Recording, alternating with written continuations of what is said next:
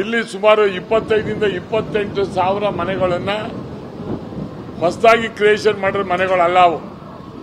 ಹಿಂದೆ ಬಾಕಿ ಕೊಡಬೇಕಾದಂತ ಮನೆಗಳನ್ನ ವಾಪಸ್ಸು ಆ ಕ್ಷೇತ್ರಗಳಿಗೆ ಕೊಡಬೇಕಾದನ್ನು ಬಿಟ್ಟು ಶಾಸಕರುಗಳಿಂದ ಲೆಟರ್ ತರಿಸ್ಕೊಂಡು ಯಾರು ಶಾಸಕರು ಕೊಟ್ಟಿರ್ತಾರೆ ಆ ಶಾಸಕರ ಕ್ಷೇತ್ರಕ್ಕೆ ಕೊಟ್ಟಿರ್ತಕ್ಕಂಥದ್ದು. ಇವತ್ತು ಬಹುಶಃ ನಮ್ಮಲ್ಲಿ 50 ಪಂಚಾಯತ್ ಇದೆ, ಒಂದು 10-12 ಪಂಚಾಯತಿಗೆ ಮಾತ್ರ ಕೊಟ್ಟಿದ್ದಾರೆ. ಒಂದು ಮನೆಗೆ 10,000 ರೂಪಾಯಿ ಹಂಗೆ ಇಲ್ಲಿ ಸರ್ಕಾರದಲ್ಲಿ ಕಲೆಕ್ಷನ್ ಮಾಡಿರ್ತಕ್ಕಂಥದ್ದು. 10,000 ಆದಮೇಲೆ ಅಲ್ಲಿ 20,000ಕ್ಕೆ ಮಾಡ್ಕೊಳ್ತಕ್ಕಂಥದ್ದು.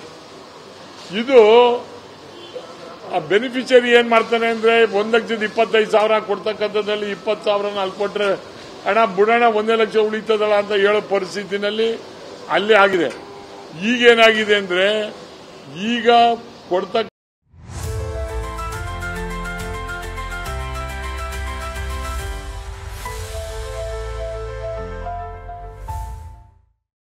ಬೆನಿಫಿಷರೀಸ್ ಇದ್ದಾರಲ್ಲ, ಈ ಗ್ರಾಮ ಪಂಚಾಯತಿಗೆ ಯಾವುದೇ ತರವಾದಂತ ಲಿಸ್ಟ್ ಮಾಡಕ್ಕೆ ಅಧಿಕಾರ ಇಲ್ಲ. 16-17ರಲ್ಲಿ ಏನು ಪಟ್ಟಿ ಇತ್ತು, ಯಾರ್ಯಾರಿಗೆ ಮನೆ ಇರೋದಿಲ್ಲ ಅಂತ ಹೇಳಿ ಹಿಂದೆ ಪಟ್ಟಿ ಮಾಡಿದ್ರು ಅವ್ರಿಗೆ ಮಾತ್ರ ಕೊಡಬೇಕು. ಇನ್ನು ಮುಂದಿನ ದಿನಗಳಲ್ಲಿ ಇನ್ನು ಅಲ್ಲೇ ಕೂಡ ಜಗಳ ಕಡ ಪ್ರಾರಂಭ ಆಗ್ತಕ್ಕಂಥದ್ದನ್ನ ನೀವು ನೋಡ್ತಾ ಇರಿ.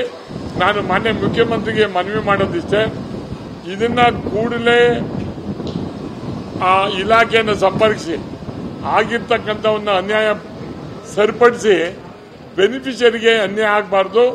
16-17 ಹಿಂದೆ ಏನು ಪಟ್ಟಿ ಮಾಡಿದ್ರು ಆ ಕಾನೂನು ಪ್ರಕಾರ ಆ ಬೆನಿಫಿಷರಿಯರಿಗೆ ಕೊಡಬೇಕು ಅಂತ ಕೊಟ್ಟದನ್ನ ಒತ್ತಾಯ ಮಾಡ್ತಾ ಇದ್ದಾರೆ.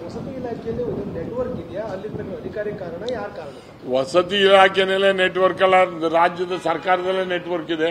ಅದು ವಸತಿ ಇಲಾಖೆ ಒಂದು ಸರ್ಕಾರದ ಒಂದು ಭಾಗ ಅಷ್ಟೇ, ಎಲ್ಲದರಲ್ಲೂ ಇದು ನಡೀತಾನೆ.